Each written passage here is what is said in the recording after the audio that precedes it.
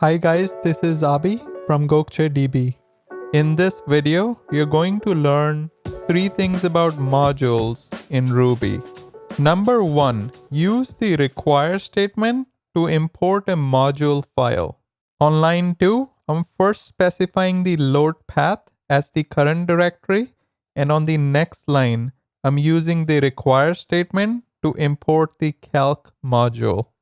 The calc module consists of one constant called calc_name and two methods, add and multiply. On line 6 and 7, I'm using the dot operator to call the add and multiply methods. Number 2, use double colon to access constants. On line 10, I'm printing the constant called calc_name from the calc module.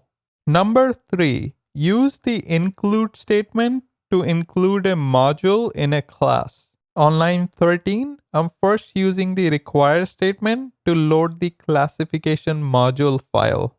Next, I'm defining a class named property and then using the include statement to include the classification module.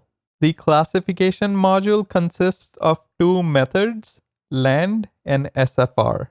Finally, on line 21, I'm defining a new object called property1 and then printing the number of properties.